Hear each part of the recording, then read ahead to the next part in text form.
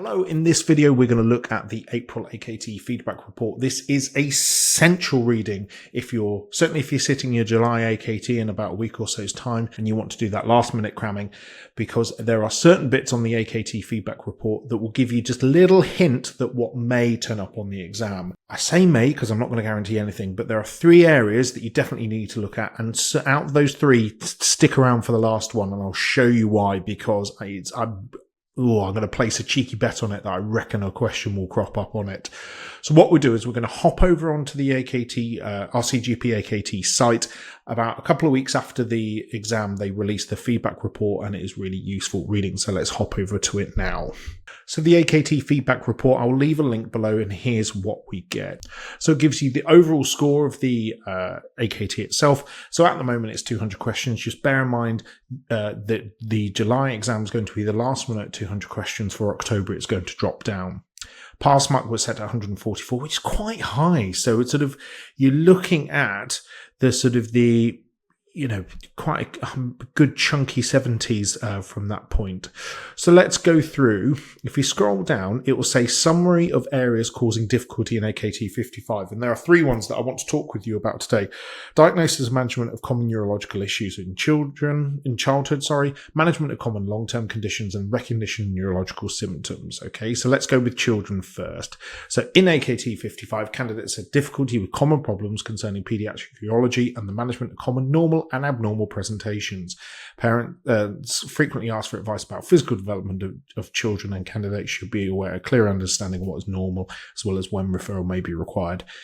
Now, the big one for me that screams out for this is to do with UTIs, recurrent UTIs, and when you would do further screening investigations and when's considered a one-off normal. That's the big bit that I think you need to have nailed. I was thinking about as well whether they would put in, say, thinking about development, thinking whether, when you'd be able to fully retract your foreskin, maybe something a bit more niche detail in there, but certainly the UTI one you need to have nailed from this one.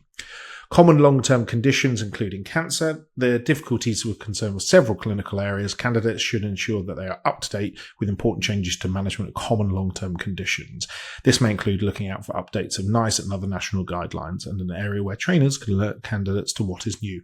Fine. So, clear one to be, your ones that you just need to know off the back of your head. The one that springs to mind when I was having a chat through with a trainer colleague of mine is asthma. Now, the asthma guides have changed, and when you would do the MART regimes, air regimes, and all those sort of coming in as well.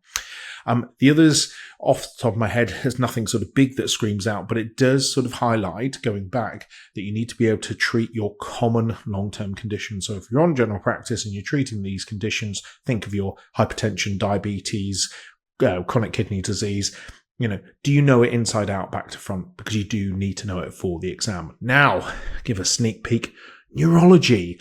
This one, and I'm going to go into this. We've fed back on neurology after 3 of the 4 last sittings of the AKT. We fed back on neurology on the last 3 of the 4. That means that in the past year, the majority of the exams have had a neurology question on it. So don't avoid that area. You need to be revising for it. And it says here, whilst it's often difficult to make the definitive diagnosis from possible signs, we would encourage candidates to be aware of combinations of symptoms and/or signs which are typical for particular conditions. Now, for me, this then specifically means your weird and wonderful neurological ones, things like your AMDs, your MNDs, your MS, that sort of may present with weird and wonderful sort of signs and symptoms from that perspective. Because of that, then make sure that you're revising this and that you're looking into it as well. So what I'm going to do is, because neurology can be such a big topic to cover, so I'll flick over to the AKT guide. I'm just going to give you a little sneaky peek of it, but there'll be plenty of links below in the description. So let's hop over to it. So I've deliberately written this book. It's an ebook available on the website, but I'll show you a couple of pages that you do need to be aware of. So this is the AKT Made Simple. We're going to flick all the way down to the clinic topic guides, and let's find neurology, and we'll just sort of give you a sneak peek of where we're at.